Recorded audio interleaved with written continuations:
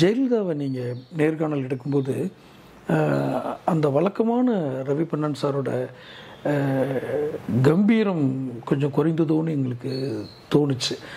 உங்களுக்கு அதை பற்றி கற்றுக்கிறேன். ஜெயலலிதா நீங்கள் பேட்டியில்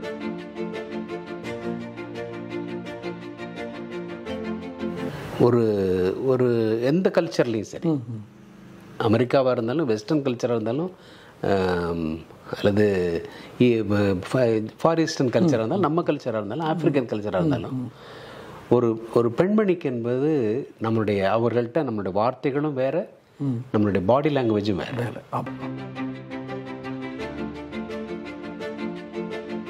சர்வதேச பத்திரிகையாளர் தரவரிசையில் நீங்கள் ஒரு தரவரிசையில் இருந்தீங்க, ஒரு ரேங்கில் இருந்தீங்கன்னு நான் கேள்விப்பட்டிருக்கேன். ஆண்டன் பாலசிங்கம் உங்களுக்கு பரிச்சயமா?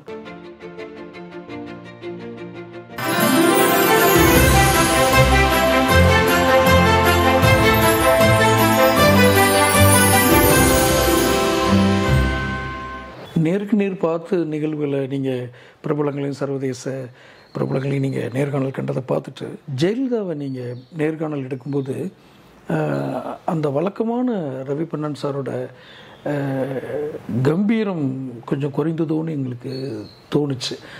உங்களுக்கு அதை பற்றி கற்றுக்கிறேன். ஜெயலலிதா நீங்கள் பேட்டியில் நிறைய பேர் அதை சொல்லுவாங்க. நான் பேட்டி எடுத்ததில் நான் சந்தித்த இரண்டாவது பெண்மணி அவர்கள் தான். அதுக்கு முன்னாடி திருமதி ஜெயந்தி நடராஜனை சன் டிவியில் பேட்டி எடுத்தேன். சரி, அது சன் டிவியினுடைய அந்த நேருக்கு நேர் நிகழ்ச்சியினுடைய தொடக்க நிலை. அது நிறைய பேர் பார்த்துருக்க வாய்ப்பு இல்லை. பிறகு அதுக்கப்புறம் தானே அது வளர்ச்சி அடைஞ்சது. திருமதி ஜெயந்தி நடராஜனை நான் பேட்டி எடுத்தது 94 ஜூன் ஜூலை அந்த சமயத்தில். அப்போல்லாம் அந்த நிகழ்ச்சி அவ்வளோ பாப்புலர் கிடையாது, அப்புறம் தான் பாப்புலர் ஆச்சு. அதனால் நிறைய பேர் பார்த்துக்க மாட்டாங்க. நான் அந்த நிகழ்ச்சியில் பேட்டி எடுத்த இரண்டாவது பெண்மணி இவங்க தான். சரி, நீங்கள் ஒரு பெண்மணிகிட்ட பேசும்போது ஒரு அடிப்படையில் ஒரு இங்கிதம் இருக்கணும். உண்மைதான், அது உண்மை. பண்பாடு மட்டும் இல்லை, ஒரு அது ஒரு கல்ச்சர். அதாவது அது என்ன சொல்கிறேன்னா அது ஒரு தர்மம். அது மற்றவங்களுக்கு கையாண்ட மாதிரி அந்த நெறியாளுக்கே எங்கள் கையாள. ஆமாம் ஆமாம். நீங்கள்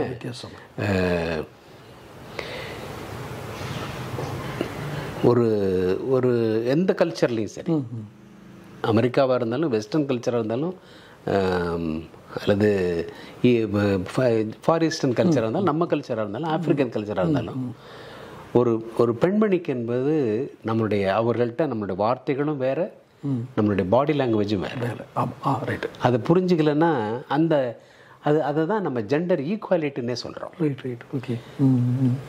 இப்படியே இருக்கிறது ஈக்குவாலிட்டி இல்லை. சில நேரத்தில் இதை தாங்கி பிடிப்பதற்காக இங்கேருந்து ஒரு சப்போர்ட் சிஸ்டம் கொடுக்கறதும் ஈக்குவாலிட்டி தான். சிறந்த விஷயம், சிறந்த பதில். அதான் அந்த உண்மை சந்திச்சது தான். ஆமாம்மா. இப்போ நீங்கள் அவர்கள் எவ்வளவு சிறியவர்களாக இருந்தாலும் சரி, நம்ம மகளை எப்படி கூப்பிடுறோம்? பையனை டே வாடா அப்படிங்கிறோம். பொண்ணை எப்படி சொல்கிறோம்? அம்மா வாமா அப்படி தானே சொல்கிறோம். நிச்சயமாக அப்படி தான் நீங்கள் சொல்கிறீங்க. நிச்சயமாக அந்த பேட்டியை நாங்கள் பார்த்தோம். இதில் பார்க்குறப்போ நீங்கள் சொன்ன மாதிரி சாதாரணமாக ஒரு வாசகராக பார்க்கும்போது அந்த ஒரு தோணல். சர்வதேச பத்திரிகையாளர் தரவரிசையில் நீங்கள் ஒரு தரவரிசையில் இருந்தீங்க, ஒரு ரேங்கில் இருந்தீங்கன்னு நான் கேள்விப்பட்டிருக்கேன். ஆண்டன் பாலசிங்கம் உங்களுக்கு பரிச்சயம் உண்டா? நல்ல பரிச்சயம் உண்டு. ஏன்னா அந்த சிறந்த பத்திரிகையாளர் தரவரிசையில் நீங்கள் ஆண்டன் பாலசிங்கம்னா இருந்த ஒரு ஆண்டன் பாலசிங்கம் பத்திரிகையாளராக இருந்ததில்லை. பட் ஆண்டன் பாலசிங்கம் எனக்கு பரிச்சயம் அந்த ரொம்ப வருஷமாக தெரியும் எனக்கு. அந்த ஒரு இயக்கத்தினுடைய முகத்தையே மாற்றினவர் இல்லையா சர்வதேச அரங்கில். அவருடைய அவர் தான் அதனுடைய அந்த இயக்கத்தினுடைய சிந்தனா மூலம் ஐடியலாக் அவர். அதுக்கப்புறம் தான் அவர் பிரபாகரனுடைய பேட்டி இதெல்லாம் வெளியே வந்ததுன்னு நினைக்கிறேன். இன்டர்நேஷ்னல் ப்ரெஸ் மீட்லாம் வச்சவங்க இது பண்ணி கொடுத்த நிகழ்வுலாம் நடந்ததுன்னு நினைக்கிறேன்.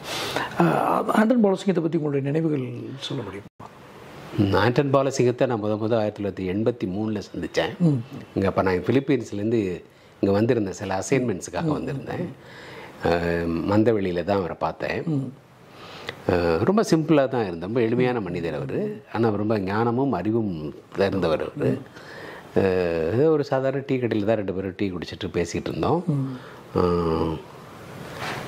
அதற்கு பிறகு நான் அவரை சந்தித்தது வந்து அமைதி பேச்சுவார்த்தைகளில்,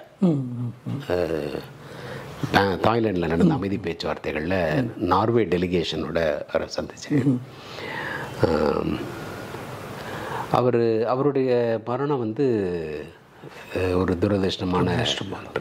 இங்கே சர்வியா மருத்துவம் இங்கே பார்க்க வந்தார்னு நினைக்கிறேன். இங்கே இந்தியாவில் இல்லை, அவர் ரொம்ப வருஷமாக சிக்காக இருந்தார். Okay okay. அடையில் வந்து அவருக்கு நர்ஸாக இருந்தது தானே, அப்புறம் அவங்கள அது வாழ்க்கை துணைவியாகவும் ஆனாங்க.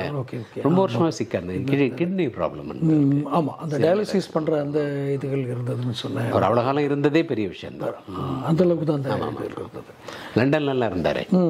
நீங்கள் அவரோட பரிச்சயமான ஒரு இதுதான். 2-3 அக்கேஷனில் மீட் பண்ணி நீங்கள் ஊடக தொடர்பாளர் அல்லது செய்தி தொடர்பாளராக போப்பாண்டவருக்கு இருந்ததா கேள்வி? ஆமாம், அது பிலிப்பீன்ஸில் போப் அங்கே வந்தப்போ எங்கள் ஸ்டேஷன்லேருந்து என்னை டெப்யூட் பண்ணாங்க. அன்னை தெரசாவுக்கும் நீங்கள்? ஆமாம், அன்னை தெரேசாவுக்கு அங்கே ஒரு கான்வென்ட் இருக்குது. ஓகே. பிலிப்பீன்ஸில். அதனால் அடிக்கடி வருவாங்க, மாதம் ஒரு தடவை வருவாங்க. எங்கள் ஸ்டேஷனுக்கும் வருவாங்க. அவங்க வரும்போதெல்லாம் அவங்களுக்கு ஒர்க் பண்ணுறதுக்கு, அவங்களுக்கு பேட்டி எடுக்கிறதுக்கு, அதுக்கெல்லாம் வாய்ப்பு கிடைச்சிது. அந்த வாய்ப்புகள் தான் அந்த சர்வதேச இதில் உங்கள் அரங்கத்தில் உங்களுடைய இதில் நீங்கள் குறிப்பிட்டு சொல்லணும் அப்படின்னா, இந்தியாவில் நான் அரசியலுக்கு அப்பாற்பட்டு கேட்குறேன், இந்த அரசியல் தலைவர் மாதிரி இனி வருங்காலங்களில் இளைஞர்கள் அரசியல் பயிற்சியில் வந்தாலோ இல்லை அது மாதிரி ஒரு தலைவர்கள் வந்தாலும் நமக்கு ஒரு நல்ல இது இருக்கும். இப்போ இருக்கவங்களை என்னை பற்றி நான் அதை கேட்கல. கம்பேரிட்டிவ்லி இப்படி இருந்தால் நல்லாயிருக்கும்னு யாரும் ஒரு தேசிய அடையாளம் உங்களுக்கு இருக்கா? திரு விபி சிங் ரொம்ப ஆழமான ஒரு மனிதர், ரொம்ப கமிட்டடான ஒருத்தர். அவர் முதல்ல உத்தரப்பிரதேசத்துக்கு இப்போ சீஃப் மினிஸ்டராக இருந்தார், அப்புறம் யூனியன் ஃபினான்ஸ் மினிஸ்டராக இருந்தார், டிஃபென்ஸ் மினிஸ்டராக இருந்தார். அது மாதிரி ஒரு ராஜீவ்காந்தியை எதிர்த்து பெரும் கட்சியில், காங்கிரஸ் கட்சியை விட்டு வெளியில் வந்து ஒரு மாற்றத்தெல்லாம் அவர் முதல்ல ஏற்படுத்தினார். அதனால் அவர் ஒரு புரட்சியாளர் தான். அவர் அவரை பல மணி நேரம் அவரோட உரையாட கிடைச்ச வாய்ப்பினால சொல்கிறேன். திரு விபி சிங் ஒரு கமிட்டட் பாலிட்டிஷியன். ஓகே. அது மாதிரி திரு வாஜ்பாய் அவர்களையும் பார்த்துருக்கேன், ரொம்ப ஒரு கமிட்டட் பாலிட்டிஷியன். கட்சி அடையாளங்களுக்கு அப்பாற்பட்டு அவங்களுடைய. ஆமாம், அவங்க அதெல்லாம் எப்படின்னா அது ஒரு தபமாக வாழ்ந்தவங்க. அது ஒரு சீட்டை வாங்கினோமா, ஒரு 4 ஜாதி பேரை சொன்னோமா, அல்லது ஒரு பணத்தை முதலீடு பண்ணோமா, எம்பி ஆனோமா அல்லது எம்எல்ஏ ஆனோமா, இல்லை இந்த பதவிகளுக்கு போனோமா அப்படின்லாம் இல்லாமல் அவர்கள்லாம் வாஜ்பாய், விபி சிங் இவங்கெல்லாம் ரொம்ப தங்களை அர்ப்பணித்தவங்க. அந்த அடையாளம் அரசியல் ஆளுமைனா நீங்கள் அவங்கள சொல்ல முடியும். நீங்கள் அரசியலையும் ஜாதியும் கலந்த ஒரு தலைவரை பேட்டி எடுத்து நேர்காணல் பண்ணுறப்ப நான் பார்த்துருக்கேன், ஜான் பாண்டியன். நீங்கள் கேட்ட முதல் கேள்வி யார் ஜான் பாண்டியன் அப்படின்னீங்க. அவருக்கு அந்த டெஃபினேஷன் சொல்கிறதுக்குள்ளே அவர் 94. ஆமாம், 94. அப்போ அவர் ஏதோ வழக்குகளோ ஏதோ ஒரு மேலே இருந்த சமயம், பரபரப்பாக பேசப்பட்டு இருந்த சமயம், அவர் திருமணம் கூட ஆகிருந்துச்சு அப்போ நினைக்கிறேன். எனக்கு சரியாக ஞாபகம் இல்லை. ஏன்னா நீங்கள் கேட்கும்போது அதே தான் கேட்டீங்க. உங்களுடைய இனத்தை சேர்ந்த மக்களுக்காக நீங்கள் உழைக்கணும்னு வர்றீங்க, ஆனால் நீங்கள் திருமணம் செஞ்சுருக்கிறது மேல் ஜாதி, உங்களுடைய மேல் ஜாதி பெண்ணாச்சு அப்படின்லாம் கேட்டீங்க. என்ன ஆச்சரியப்பட வச்சதுன்னா, ஜான் பாண்டியன் யார் அப்படின்னா முதல் கேள்வி. இல்லை, அது தமிழில் அந்த மாதிரியான சொல்லாடல் புதுசாக இருந்தனால அது பெருசாக தெரிஞ்சிருக்கும். பட் ஹூ ஆர் யூ அந்த கேள்வி தான் அது. நான் ஜெயலலிதா மட்டும் அதானே கேட்டேன். யார் இந்த ஜெயலலிதா? யார் ஜெயலலிதா? நாங்கள் ஜெயலலிதானா நடிகையாக பார்த்துருக்கோம், முதலமைச்சராக பார்த்துருக்கோம், எலெக்ஷனில் தோற்று போய் உட்காந்துருக்கீங்க, யார் ஹூ இஸ் ஜெயலலிதா நீங்கள் அப்படி கேட்டப்போ அவங்க சொன்னாங்க, நான் கடவுளின் குழந்தை. நாங்கள் ஆமாம், அது அவர் கடவுளின் குழந்தை, அதான் ஃபேமஸ் ஆச்சு. அந்த சொச்சுடரே ஃபேமஸ் ஆச்சு. நீங்கள் நேர்காணலில் கண்ட அம்மையாருக்கும் நீங்கள் பழகிற வாய்ப்பு, அவங்களுடைய நெருங்கி பழகிற வாய்ப்பு கிடைக்கிற அம்மையாருக்கும் வித்தியாசங்கள் இருந்தால். ஏன்னா நிறைய உதாரணங்கள் நான் பார்த்தேன் நீங்கள் சொன்னதை. ஒரு சாதாரண கடை வச்சுருக்கிறவங்களை கூட அவங்க போகிற வழியில் கான்வாயில் போகிற வழியில் பார்த்து உதவி பண்ணியிருக்காங்க. நிறைய பேருக்கு ஏழை குழந்தைகளுக்கு உதவி பண்ணியிருக்காங்க.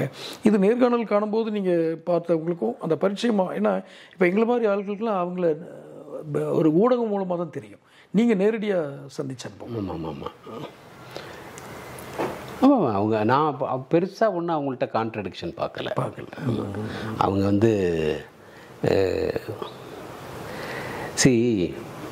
ஒரு பப்ளிக் எக்ஸிபிஷன் அப்படிங்கிறது,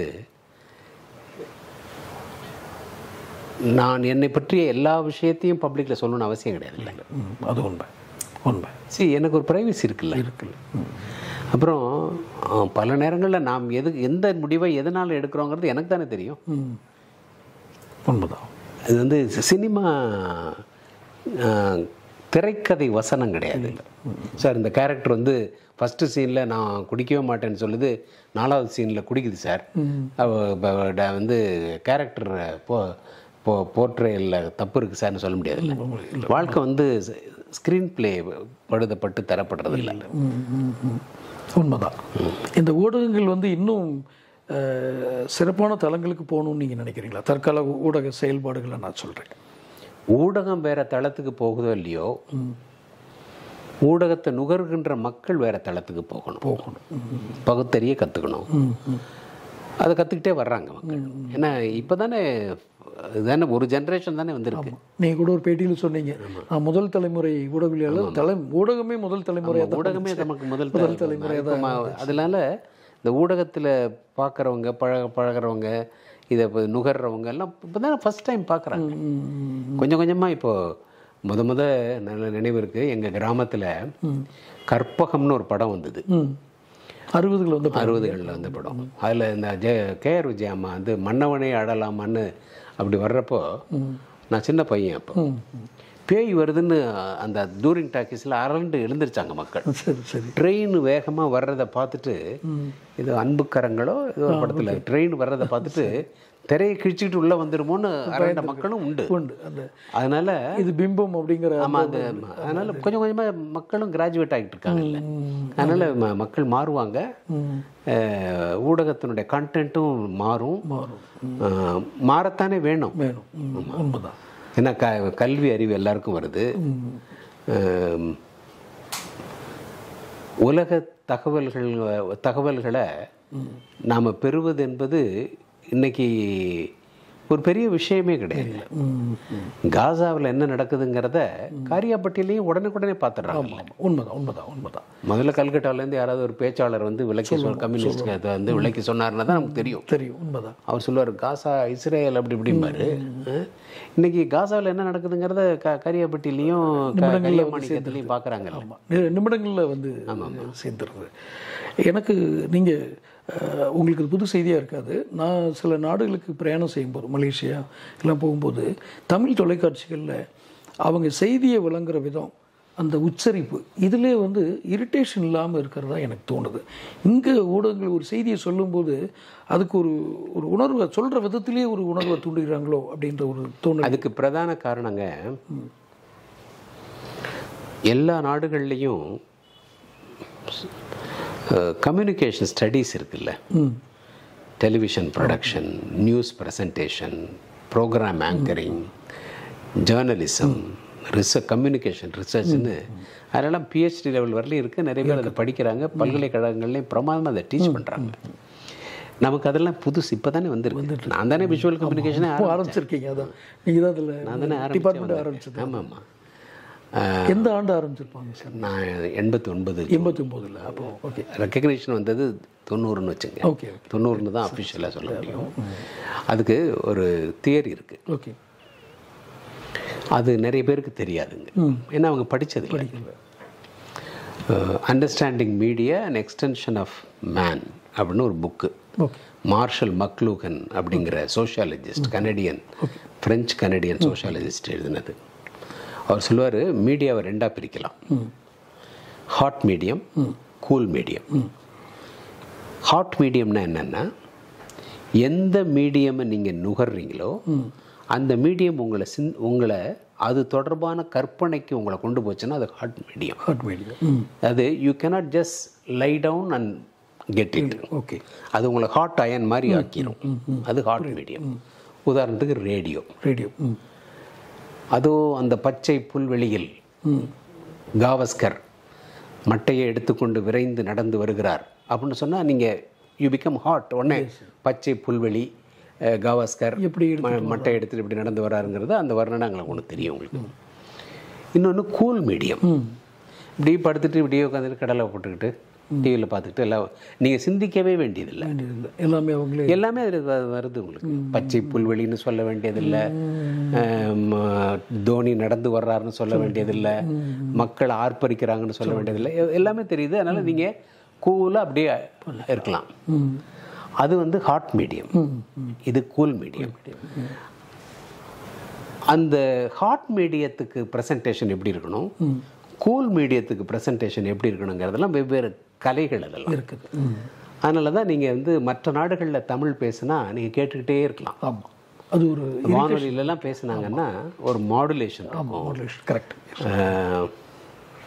அது வானொலிக்கான மாடுலேஷன் ஒன்றா இருக்கும், தொலைக்காட்சிக்கான மாடுலேஷன் ஒன்றா இருக்கும், எஃப்எம்முக்கான மாடுலேஷன் ஒன்றா இருக்கும், ஏஎம்முக்கான மாடுலேஷன் ஒன்றா இருக்கும். இந்த எஃப்எம்னா கன்சியூமர் யார், காரில் பாட்டு கேட்டுட்டு போகிறவங்க. அவங்கள என்ன அவங்க வண்டி ஓட்டிகிட்டு போகிறாங்க, அவங்களுக்கு திடீர்னு ஒரு ஜெர்க்காக வர்ற மாதிரி ஒரு செய்தி சொல்லக்கூடாது. மென்மையா இதமாக அவன் ஏற்கனவே டென்ஷனில் வண்டி ஓட்டிட்டு போட்டுருக்காங்க, அதில் இது வேறு டென்ஷன் பண்ணக்கூடாது. இதுக்கெல்லாம் ஒரு ஒரு புரிதல் இருக்குது. அந்த புரிதல் வந்து மற்ற நாடுகளில் ஏன்னா உங்களுக்கு பல மொழிகளுக்கான ப்ரெசன்டேஷனோட சேர்த்து தானே தமிழுக்கு நடக்குது. அப்போ அவங்க அதெல்லாம் அப்சர்வ் பண்ணுறாங்க, அப்போ அவங்க அந்த மாதிரி பேசுகிறாங்க. நமக்கு அந்த இது இல்லை, கொஞ்சம் காலப்போக்கில் எல்லாம் மாறும். இந்தியாவுக்கு அது இன்னும் புரியுதாக தான் இருக்குது. எஸ்பெஷலி தமிழ்நாட்டுக்கு அது வந்து சொல்கிற விதத்திலேயே அரசியல் பண்ணிடுவாங்க அப்படின்னு அது கொஞ்சம் வருத்தம் தான். அது மாறுங்கிற நம்பிக்கை எனக்கு இருக்குது. அந்த பிஹெச்டி லெவல் படிக்கிற படிப்புகள்லாம் இன்னும் அந்த லெவலுக்கு இன்னும் அது ப்ரொஃபஷனல் ஒரு கல்வியாக மாறிடுச்சு இல்லை, அதனால தான் இது கேட்டு நீங்கள் உங்களுக்கு அந்த அனுபவம் இருக்கான்னு தெரியல. எனக்கெல்லாம் எங்கள் கிராமத்தில் வந்து புளிய மரத்தடியில் ஒரு பார்பர் எங்களை உட்கார வச்சு ஒரு அழுக்கு துணியை போத்து விட்டு இந்த இப்படி இப்படி இப்படி இப்படி கட் பண்ணி ஐயோ அது பெரிய ப்ராசஸாக இருக்கும். அது ஒரு சைக்கிள் கிண்ண மாதிரி, சைக்கிள் பெல்லு கிண்ண மாதிரி, அதில் தண்ணி வச்சு தறி கிச்சு பண்ணுவார். முடி வெட்டுறதுனா ஒரு பெரிய சவாலாக இருக்கும். இன்னைக்கு உங்களுக்கு ஹேர் ட்ரெஸ்ஸிங்கிறது பெரிய கலையாயிடுச்சே, பெரிய ப்ரொஃபஷனல் பெரிய அதில் எவ்வளவு இன்ஸ்ட்ருமெண்ட்ஸு, எவ்வளவு ஆர்ட்டு, எவ்வளவு சோபிஸ்டிகேஷன். போனோன்னுமே கேட்குறாங்க, சார் காஃபி டீ அந்த மாதிரிலாம் மாறி அப்படிலாம் மாறிடுச்சு. உங்களுக்கு நீங்கள் டிவி பார்த்துக்கிட்டே இருக்கீங்க, இப்போ நம்ம கேட்குறோம் அவன் வெட்டியாச்சாப்பா அப்படின்னு கேட்குறோம், அந்த அளவுக்கு மாறிடுச்சு. அந்த மாதிரி எல்லாமே மாறும் இல்லை, அந்த மாற்றங்கள் மறுபடியாக தான் உங்களுக்கு இதாகணும். ஏன்னா அந்த குறை இருக்குங்கிறத நானும் பார்த்தேன். இப்போ இருக்கிற அந்த இப்போ நெறியாளர்கள்னு சொல்கிறவங்க நிறைய ஆள்கையை வந்து சொல்கிற விதத்துலேயோ அவங்க ப்ரெசன்டேஷன் வழங்குற விதத்துலேயே வந்து மாற்றிடுறாங்க. நீண்ட நெடிய அனுபவம் கொண்ட உங்களை மாதிரி ஒரு சீனியர்ஸ் வந்து உங்களுடைய வழிகாட்டுதல் இப்போ இருக்கிற ஊடகங்களுக்கு தேவைப்படும்னு நான் நம்புகிறேன். அப்படி எந்த ஊடகங்கள் உங்களுக்கு இப்போது அணுகியிருக்காங்களா, எங்களை வழி நடத்துங்க அப்படின்னு? 2-3 பேர் கேட்டாங்க. நான் வந்து ஒரு உங்களுக்கு தெரியும் 2011 எம்பி ஆனேன், 16 வரலையும் எம்பி ஆனேன். 16. ஆமாம். அப்புறம் நான் ஒரு சின்ன பிரேக் எடுத்துக்கிட்டேங்கிறத விட ஒரு பிரேக் வந்தது. அதுக்கப்புறம் கோவிட் வந்தது, 2 வருஷம் கோவிடில் போச்சு. அப்புறம் நான் இப்போ தான் இந்தியாவுக்கு வந்திருக்கேன். ஒரு 3 வருஷம் வெளிநாட்டில் இருந்தேன் என் பிள்ளைகளோட. இப்போ தான் இந்தியாவுக்கு வந்திருக்கேன். நான் கூட சில தொழில்கள் கூட ஆரம்பிக்கணுன்னுலாம் நான் செமிகண்டக்டர்லாம் சில முயற்சிகள்லாம் பண்ணேன். பட் என் குழந்தைகள் வந்து அதில் ரொம்ப தெளிவாக இருக்காங்க. நீங்கள் எதையும் செய்யக்கூடாது, யூ ஹவ் ஒர்க்ட் இனஃப். இப்போ எதுக்கு நீங்கள் you relax, will be happy. எதுக்கு நாங்கள் சந்தோஷமாக இருக்கணுங்கிறது தானே உங்களோட நோக்கம். நாங்கள் எப்போ சந்தோஷமாக இருப்போம்னா நீங்கள் ரிலாக்ஸ் பண்ணி எந்த டென்ஷனும் இல்லாமல், ஆன்சரபிளாக இல்லாமல், நீங்கள் நினச்ச நேரத்தில் எழுந்து நினச்ச நேரத்தில் தூங்கி எக்ஸசைஸ் பண்ணி உடம்பை பார்த்துக்கிட்டு நல்லா சாப்பிட்டு எங்களெல்லாம் வருஷத்துக்கு வருஷம் ஒரு ஆண்டுக்கு ஆண்டு எங்களெல்லாம் வந்து பார்த்து எங்களோட ஒவ்வொருத்தரோடய 3 மாதம் இருந்துட்டு 9 மாதம் இங்கே இருந்துடுவீங்க. அப்புறம் 3 மாதம் இந்தியாவுக்கு போயிட்டு அப்புறம் நீங்கள் இங்கே வந்து இந்த மாதிரி நீங்கள் வாழ்கிறத நாங்கள் விரும்புகிறோம், எங்களுக்காக இதை செய்யணும் அப்படின்னு என் பிள்ளைகள் வைத்த கோரிக்கை தான். அழைப்புகள் உண்டு. இப்போ கூட நான் அப்பப்போ டீச்சிங்லாம் பண்ணுறேன். நான் இப்போ ஒரு புதுசாக இந்த முயற்சியை நான் எடுக்க விரும்பலை. அது நீங்கள் பேசும்போதே நான் அதை புரிஞ்சுக்கிட்டேன். ஒரு 1 year பிஃபோர் நினைக்கிறேன் ஒரு வீடியோ பார்த்தேன் உங்களுடைய தமிழ் அமெரிக்கா அந்த இதில் பார்த்தேன். அதனோட எனக்கு நேரம் கொஞ்சம் ஷார்ட்டாக இருந்ததுனால குயிக்காக உங்கள்கிட்ட நீங்கள் என்ன இதில் சொல்கிறீங்கன்றதை கவனிச்சுக்கிறதுக்காக பார்த்தேன். இறுதி பகுதியில் ஒரு இது சொன்னீங்க, நான் வந்து கிராமங்கள்லேருந்து அல்லது எந்த வசதிமற்ற இடங்கள்லேருந்து ஒரு குழந்தைகளை எடுத்து ஒரு நல்ல கல்வி அவங்களுக்கு உறைவிட கொடுத்து இது பண்ணணும்னு நினைக்கிறேன். அது என்னுடைய நெடுநாள் ஆசை, கனவு. அதுக்கெல்லாம் பெரும் தொகை வேணும். அது பெரிய கேட்ஸ் ஃபவுண்டேஷன் மாதிரி ஏதாவது இருந்தால் பண்ணலாம். அது கூட சரியான கரங்களில் நான் அதை ஒப்படைச்சிட்டு போகணும். நான் ஒரு கல்லூரி கூட ஆரம்பிச்சிருப்பேன். எனக்கு என்னென்னா, என் பிள்ளைங்க கையில் அதை நான் திணிக்கக்கூடாது, அவங்க தலையில் அதை நான் சுமத்தக்கூடாது. நான் ஆனஸ்ட்டாக நினச்சேன். புரியுது. ஆனஸ்ட்லி ஒரு உதாரணத்துக்கு ஒன்றும் வேண்டாங்க, ஒரு காலேஜ், மீடியா காலேஜ் நான் பிரமாதமாக பண்ணுவேன். மீடியா காலேஜ் புது கோர்சஸ் கொண்டு வருவேன், புது கோர்சஸ் டிசைன் பண்ணுவேன், நடத்துவேன். எனக்கு பாடம் நடத்துறதுனா ரொம்ப பிடிக்கும், அதெல்லாம் செய்வேன். கல்லூரியே பண்ணுவேன். கடன் போட்டு இருக்கிற காசெல்லாம் போட்டு காலேஜ் கூட ஆரம்பிக்கலாம். யார்கிட்ட விட்டுட்டு போவேன்? என் காலத்துக்கு அப்புறம் யார்கிட்ட விட்டுட்டு போவேன்? இதுக்கு தகுந்த ஒரு ஆள் கையில் ஒப்படைச்சிட்டு போனோம்.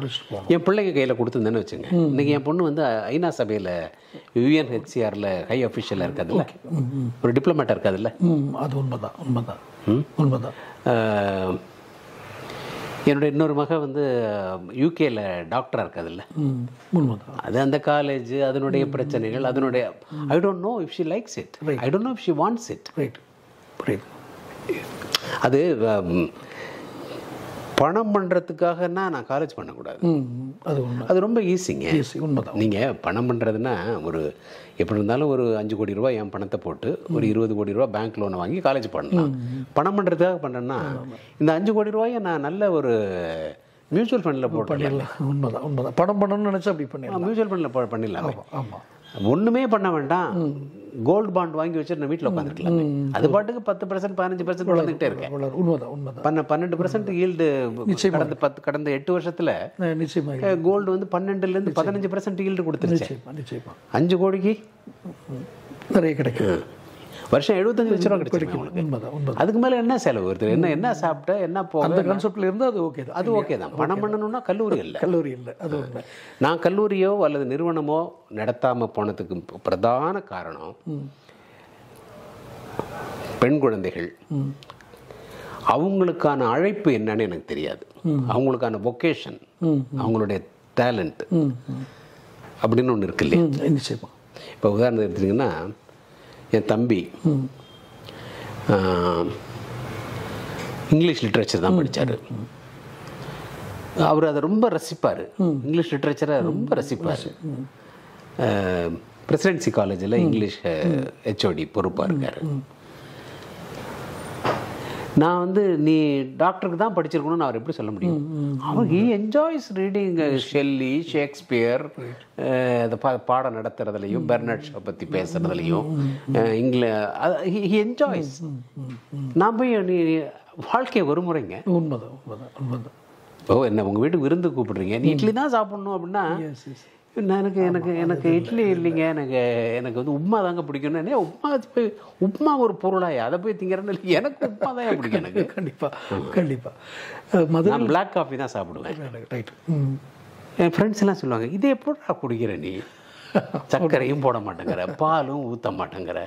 உங்களுடைய தனிப்பட்ட விருப்பம் அப்படிங்கிறது வேறு. எனக்கு நான் கும்பகோணம் தான். கும்பகோணம் டிகிரி காஃபி வந்து எனக்கு ஃபர்ஸ்ட் ஆஃப் ஆல் எனக்கு மில்க் ஒத்துக்காது. ஓகே. ரெண்டாவது எனக்கு பிளாக் காஃபி பிடிக்கும். மில்க் ஒத்துக்காதனால பிளாக் காஃபி பிடிக்குதா, பிளாக் காஃபி பிடிச்சதுனால மில்க் ஒத்துக்காதா எனக்கு தெரியாது. But I am called to take black coffee. I enjoy, let me enjoy. எனக்கு என்ன என்னோட கேள்வியோட நோக்கம் அப்படின்னா, மதுரையில் புதுசாக ஒரு கல்லூரி ஒருத்தர் தொடங்குறார். அவங்க பிரபலமான கல்லூரிகளை நடத்திட்டு இருக்கிறவங்க, மதுரையினுடைய ஒரு பிரதானமான குடும்பங்கள் அவங்க சமீபத்தில் என்கிட்ட உரையாடிட்டு இருக்கும்போது கேட்டாங்க, நான் ஊடகத்துறை அப்படின்னு ஒன்று ஆரம்பிக்கலான்னு இருக்கிறேன் என்னுடைய காலேஜில். ஏன்னா உங்களுக்கு ஆர்ட்ஸ் இருக்குது, ஆர்ட்ஸ் சயின்ஸ் எல்லாமே இருக்குது, ஸ்கூல் எல்லாம் நடத்துகிறாங்க. அந்த காலேஜில் ஒரு பகுதியாக ஊடகத்துறை ஆரம்பிக்கலாம் அப்படின்னு ஒரு அவங்களுக்கு என்கிட்ட யாரோ அதை பற்றி பேசினதா நான் நினைக்கிறேன். நீங்கள் தான் பேசுனீங்களா? யாரோ ஒருத்தர் பேசினாங்க, மதுரையிலேயே வேற எந்த ஊரில் ஏதோ பேசினாங்க. நான் அதான் சொன்னேன், நம்ம கன்சல்டன்சி கேட்டுங்கன்னா என்னோடய அறிவுரைகள் ஆலோசனைகளை தர்றேன். முழு நேரமாக உட்காந்து பாடம் நடத்துறது வந்து ஒன்ஸ் இன் வயல் எப்போயாவது நான் பண்ண முடியும், ஏதோ ஒரு எக்ஸ்பர்டீஸ். ஆனால் அதுக்கு ஒரு அர்ப்பணிப்பு இருக்கும், வேணும். அதை நான் வேலையாக செய்யக்கூடாது. உண்மைதான். நீங்கள் நான் என்னுடைய பள்ளி ஆசிரியர்களை தான் நினைப்பேன், கல்லூரி ஆசிரியர்கள் பிலிப்பீன்ஸ்லேயும் சரி, அர்ப்பணிப்பு உணர்வோடு நம்மளை, நானும் சரி நீங்களும் சரி, எவ்வளோ ஆசிரியர்கள்ட்ட படிச்சிருப்போம். அர்ப்பணிப்பு உணர்வோடு நமக்கு ஒரு ஆசிரியர் இருந்திருப்பார். அவர் 1ஆம் கிளாஸ்ல இருந்திருக்கலாம், நிச்சயமா நீங்கள் சொல்கிறது பிடி மாஸ்டராகவும் இருந்திருக்கலாம், எஸ்எஸ்எல்சியில் இருந்திருக்கலாம், லேப் அசிஸ்டண்ட்டாக கூட, லேப் அட்டெண்டராக கூட இருந்திருக்கலாம். அவர்கள் நமக்கு கற்றுக் கொடுத்த பாடங்கள் என்பது மகத்தானதாக இருக்கும். உண்மைதான். அந்த மாதிரி அர்ப்பணிப்பாக படணும்னு ஆசைப்பட்டோம்னா அது அது அது ஒரு தவமாக இருக்கணும். ஆமாம், நான் சொன்னல வாஜ்பாய், விபி சிங் எல்லாம் சொன்னேன், தன்னுடைய பணியை வந்து தவமாக செய்யணும். அந்த அர்ப்பணிப்பு. ஆமாம், அதில் வந்து இந்த மாதம் டிடிஎஸ் இவ்வளோ பிடிச்சிட்டாங்களா, ஐயோ இது வேறு டேக்ஸ் வேறு கட்டணுமா, அது வந்து எங்கே சைடில் டியூஷன் எடுக்கலாமா, அந்த நிர்பந்தங்கள் இல்லாமல் வாழ்கிறதுக்கு சிலருக்கு கொடுப்பன இருக்கும். உண்மைதான். என்னோட ஒரு தனிப்பட்ட கவலை என்ன அப்படின்னா, இப்போ நீங்கள் சரியாக சொன்னீங்க, நான் ஒப்பீடு அளவில் மற்ற தமிழ் பேசக்கூடிய மற்ற நாடுகளில் இருக்கிற தொலைக்காட்சிகளும் நம்ம ஊடகங்களையும் சொன்னேன். ஒரு கலை அறிந்தவங்க, எந்த கலையாக இருக்கட்டும், வில்வித்தை, சிலம்பம், வேறு அரிய வகை கலைகள் அறிந்தவங்க ஒரு தலைமுறைக்கு அப்புறம் அது கேப் ஆகி அதுக்கப்புறம் தெரியாமலே போயிடுது. இப்போது ஊடகத்துறைன்னு பார்த்தா நீங்கள் தான் ஆரம்பிச்சிருக்கீங்க, அதனுடைய பிதாமகன்னு உங்களை சொல்லலாம், அதில் எந்த இதுவும் இல்லை. நீங்கள் இது அடுத்த ஜென்ரேஷனுக்கு நீங்கள் சொல்கிறீங்க, உங்கள் குழந்தைகள் வந்து வெவ்வேறு பணிகளில் இருக்கிறாங்க, அடுத்த தலைமுறைக்கு இதை கொண்டு சேர்க்கணும் அப்படிங்கிற ஆவலில் தான் கேட்குறேன். அந்த கல்லூரி இப்போ ஆரம்பிச்சிருக்காங்க, இப்போ ஆரம்பிக்க போகிறாங்க, அடுத்த கல்வியாட்டில் ஆரம்பிச்சிருவாங்க. உங்களுடைய பங்களிப்பு அப்படிங்கிறது நீங்கள் ஒரு விசிட்டிங் லெக்சரர்னு சொல்லுவாங்க இல்லையா? தாராளமாக பண்ணுவேன். நான் இப்போ கூட பண்ணிகிட்டு இருக்கேன். நான் நம்ம நேற்று கூட ஒரு 3 மணி நேரம் நாகர்கோயிலில் ஒரு செட் ஆஃப் ஸ்டூடெண்ட்ஸுக்கு இங்கேருந்து ஆன்லைனில் பண்ணேன். இப்போ நான் அது வந்து ஒரு செமினாரில் ஆன்லைனில் பண்ணேன். இந்த மாதிரியான இதில் வந்து ஒரு குறிப்பிட்ட மாடியூலில் ஒரு குறிப்பிட்ட அனுபவத்தை பகிர்ந்து கொள்வதில், ஏன்னா அகாடமிக் ரிக்குயர்மெண்ட்ஸுங்கிறது வேறு. இத்தனை ஒரு லெக்சரர்னா, ஒரு ப்ரொஃபஸர்னா ஒரு இன்னும் குவாலிஃபிகேஷனில் இருக்கணும், இத்தனை மணி நேரம் கிளாஸ் எடுத்துருக்கணும், அதுக்கு இவ்வளோ சம்பளம், அப்படி அது வந்து யூஜிசி ரிக்குயர்டு அகாடமிக் ரிக்குயர்மெண்ட்ஸுங்கிறது வேறு. அதை பண்ணுறதுக்கு என்னால் முடியாது. ஆனால் என்னுடைய அனுபவத்துக்கு மேலே நான் புதுசாக என்ன பாடம் சொல்லித்தர முடியும், எந்த புத்தகம் சொல்லித்தர முடியும், அதுக்கு மாணவர்களும் ஒத்துழைக்கணும். அது வந்து ஒரு சிம்போசியம் மாதிரி. என்னுடைய லோயலாவில் எனக்கு கிடைத்த மிகப்பெரிய இது என்னென்னா, ஒரு 6 பேட்சுக்கு டீச் பண்ணேன். அதில் ஒரு 2 பேட்ச் ரொம்ப அற்புதமான பேட்சாக எனக்கு அமைஞ்சது. 2-3 பேட்ச்னு கூட சொல்லுவேன். முதல் 3 பேட்சஸ் வந்து ரொம்ப அற்புதமாக அமைஞ்சது. அவர்கள் ஏன்னா டீச்சிங்கினுடைய இயல்பும் மாறுது. இப்போ டீச்சிங்கோட இயல்பு மாறுதோ இல்லையோ, லேர்னிங்கோட இயல்பு மாறுது. அப்போ அந்த கற்பிக்கிற முறையும் மாற்ற வேண்டி இருக்கு. கற்பிக்கிற முறையும், கற்பித்தல்னா என்னங்கிறதும் மாறுது. இப்போ உங்களுக்கு நினைவு இருக்கும், நம்ம வாத்தியாருங்கெல்லாம் ஸ்கூல்லலாம் ஒரு நோட் எடுத்துகிட்டு வந்து எழுதி போர்டில் எழுதுவாங்க. எல்லாம் எழுதியாச்சாடா ஆனால் அழிச்சிருவோம் சார், 1 நிமிஷம் சார், 1 நிமிஷம் அழிச்சிருவாங்க. மணி அடிக்கும் போயிடுவார். ஆமாம். இன்றைக்கி அந்த மாதிரி பாடம் நடத்த முடியுமா? முடியாது. உண்மைதான். அவங்க தேவைக்கு நம்ம சொல்லி கொடுத்தே ஆகணுங்கிறதுல இன்றைக்கி வந்து அதெல்லாம் உங்களுக்கு we live in an age of artificial intelligence. Correct. அடுத்து ஓரோன் 1 2 2 வாய்ப்பாடு இன்றைக்கி அதெல்லாம் உங்களுக்கு தேவையில்லையே. இதெல்லாம் உங்களுக்கு ஒரு ஃப்ராக்ஷன் ஆஃப் எ செகண்டில் இன்றைக்கி நான் உட்காந்து அதெல்லாம் மனப்பாடம் பண்ணி என்ன பண்ண தேவையில்லை. உண்மைதான். அதனால் இப்போ ஒரு மனிதனை முழு மனிதனாக மாற்றுவது, அவன் எந்த துறையை தேர்ந்து கொள்கிறானோ அந்த துறையில் அவனை ஒரு முழு தேர்ச்சி பெற்றவனாக ஆழமானவனாக மாற்றுவது தான் இன்னைக்கு கற்பித்தலுடைய நோக்கமாக இருக்கும். நான் தான் சொன்னேங்க, பணம் பண்ணணும் அப்படின்னு நினச்சி கல்லூரி ஆரம்பித்தா அது ஒரு தவறான பணம் பண்ணும் முறை. பணம் பண்ணுறதுக்கு அதை விட பிரமாதமான முறைகள் இருக்குது. அதான் சொல்கிறாங்களே, நீங்கள் வந்து அமேசானில் வந்து ஒரு 30 வருஷத்துக்கு முன்னாடி $1000 இன்வெஸ்ட் பண்ணியிருந்தால் போதும், இன்னைக்கு $மில்லியன்ஸ் அது கொடுத்துருக்கும். வேறு எந்த கல்லூரி ஆரம்பித்து நீங்கள் அவ்வளோ பணம் பண்ண முடியும்? அதான் ஏற்கனவே சொன்னீங்க, அந்த பணம் பண்ணுறதுக்கு ஏகப்பட்ட இதை ரொம்ப எளிதான வழிகள் இருக்கு. அந்த மாதிரி என்னோட அனுபவங்களை பகிர்ந்து கொள்வதற்கு அதை விட சிறந்த பாடல்கள். ஏன்னா நீங்கள் பேசும்போதே சொன்னீங்க, சிறந்த பாடப்பிரிவுகள் கூட என்னால் உருவாக்க முயலும், ஒரு டிசைன் பண்ணி இது பண்ண முடியும் அப்படின்னு. நீங்கள் படித்தது கூட ஒரு 450 பழமையான ஒரு யூனிவர்சிட்டி ஆஃப் சாந்தோ தோமஸ்னு, royal pontifical university of Santo தோமஸ்னு போப்பும் ஸ்பானிஷ் கிங்கும் சேர்ந்து ஆரம்பிச்சது. ஏன்னா அதுதான் அபூர்வமான இது. நீங்கள் கூட எந்த பேட்டியில் சொன்னீங்க ஞாபகம் இல்லை, கூகுள் cannot replace my குரு அப்படின்னு சொன்னாங்க அப்படின்னு சொன்னீங்க. ஆக இப்போ நீங்கள் அவங்க வந்து ஏஐ தொழில்நுட்பத்தில் படிக்கலாம், ஊடகத்துறையில் அதை கொண்டு வரலாம், நவீன தொழில்நுட்பங்கள் கருவிகள் எல்லாத்தையும் கொண்டு வரலாம். ஆனால் உங்களுடைய ஞானத்தையும் அனுபவத்தையும் கொண்டு வர்றதுக்கு வேறு ரீப்ளேஸ்மெண்ட் கிடையாது. அதனால தான் என்னோட செய்தி உங்களுக்கு நான் குறுஞ்செய்தி அனுப்பும்போது கூட, ஐயா உங்களுடைய ஞானத்தை நான் அடுத்த தலைமுறை கொண்டு போய் விரும்புகிறேன், வேறு எந்த நோக்கமும் எனக்கு இது இல்லை, உங்களை பார்த்து சந்தித்தாலே போதும், எனக்கு அதுவே ஒரு சிறந்த இதாக இருக்கணும். என்ன காரணம்னா, நான் உணர்ந்ததில், நான் பெற்றதுலேயும் உங்கள்கிட்டேருந்து நான் கற்றதுலேயும் ஒரு குறைஞ்ச அளவு கூட நான் உங்கள்கிட்ட இப்போ பேச முடியல. அந்த கால அளவு எல்லாம் ஒரு சூழ்நிலைன்னு வச்சுக்கோங்களேன்.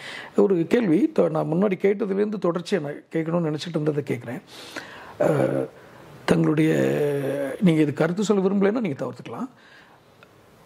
அந்த விடுதலை புலிகள் இயக்கம் ஒரு கட்டத்துக்கு மேலே தங்களுடைய, நீங்கள் இப்போ பேசிகிட்டு இருக்கும்போது அனுபவங்கள், கால மாற்றங்கள், ஜியோ பாலிட்டிக்ஸ் இதெல்லாம் உணராமல் போனதுனால தான் அந்த பெரும் இழப்பை சந்திச்சு ஆண்டன் பாலசிங்கம் மாதிரி ஒரு தலை சிறந்த பத்திரிகையாளர் வச்சும் ஏன் இழந்தாங்க அப்படின்றதுல அந்த அடமெண்ட்டாக காலத்துக்கு ஏற்றால தன்னை தகவமைப்பு செய்யாமல் விட்டுட்டாங்களோ அப்படிங்கிற ஒரு கேள்வி எனக்குள்ளே எழுது. இல்லை, பதில் சொல்ல விரும்புகிறேன், ஆனால் என்னோட பதில் ரொம்ப ஆனஸ்டான பதில் தான்.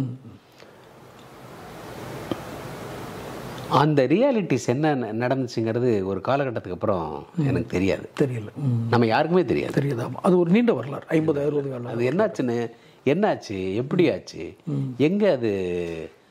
இப்போ உதாரணத்துக்கு ஈஸ்ட் திமோர், இந்தோனேஷியாவில் திமோர் தீவில் தீமோர் தீவினுடைய கிழக்கு பகுதியை பிரித்து ஈஸ்ட் திமோர்னு ஒரு நாடு உருவாகிறத நம்ம பார்த்தோம். 10 வருஷத்துக்கு முன்னாடி பார்த்தோம், 10-15 வருஷத்துக்கு முன்னாடி பார்த்தோம். அங்கே நடந்தது இங்கே ஏன் நடக்கலை? இப்போ பங்களாதேஷ்னு ஒரு நாடு வந்தது, இங்கே ஏன் நடக்கலை? இது என்ன நடந்தது ஏதுங்கிறத நமக்கு முழுமையான தகவல் இல்லை. அதனால் இவ்வளவு பெரிய சம்பவங்களை தொகுத்து அதை மையப்படுத்தி அதுலேருந்து இதை வடிவமைத்து கொள்வதற்கு நான் அதில் தீர்ப்பிடுறதுக்கு எனக்கு டேட்டா இல்லை. ஆனால் நீங்கள் நேர்காணல் பண்ணுறப்போ நேரில் நீங்கள் நேர்காணல் பண்ண ஞாபகம் இருக்குது, திருமாவளவன் அல்லது கிருஷ்ணசாமி யாரோ ஒருத்தர், அவர் பெரிய போராட்டங்கள் ஐநா சபையில் போய், திருமாவளவன் தான் நினைக்கிறேன், ஐநா சபையில் போய் இங்கே இந்தியாவில் நடக்கிற சமுதாயங்களில் நடக்கிற இந்த இரட்டை தமிழர் முறை மற்ற இதுகள்லாம் பேசிட்டு வந்தார் அப்படின்னு சொல்கிறப்போ நீங்கள் அவங்ககிட்ட கேட்ட கேள்வி ஞாபகம் இருக்குது. பாருங்கள், விடுதலை புலிகள்லாம் அப்படி செஞ்சதுனால தான் சர்வதேச கவனத்தை ஈர்த்துது, அதனால தான் நான் ஐநா சபையில் போய் பேசினேன் அப்படின்னு சொன்னாங்க. அப்போது நீங்கள் சொன்னீங்க அந்த பிரச்சனை வேறு, இங்கே இருக்கிற பிரச்சனை இது சமுதாய பிரச்சனை, சமுதாயத்தில் சோசியலில் நடக்கக்கூடிய ஒரு சமூகத்தில் நடக்க வேண்டிய மாற்றம். அங்கே அரசியல் நிர்ணய உரிமைகளை மறுத்த ஒரு தருணத்தில் விடுதலை புலிகள் உருவானாங்க அப்படின்னு. ஏன்னா அந்த வார்த்தையை எனக்கு உங்கள்கிட்ட தான் கற்றுக்கிட்டேன். அரசியல் நிர்ணய உரிமைக்காக தான் ஈழத்தமிழர்கள் போராடுறாங்க அப்படிங்கிற புரிதல் எனக்கு உங்களுடைய நேர்காணலில் தான் வந்துச்சு. அதனால தான் அந்த கேள்வி கேட்டேன். அவங்க இன்னும் கால பரிமாற்றம், ஏன்னா அப்போ நீங்கள் உணர்ந்துருக்கீங்க அவங்க அரசியல் நிர்ணயத்துக்காக போராடுறாங்க, அதில் ஏதோ ஒரு போராட்ட வடிவம் மாறிடுச்சு. அதை தான் சொல்ல வர்றேன். அதில் இப்போ ஈஸ்ட் திமோரில் கூட ஆயுதமேந்திய போராட்டம் தான், பங்களாதேஷும் ஆயுதமேந்திய போராட்டம் தான். ஏன் அது நடந்தப்போ இது நடக்கலை? we do not know.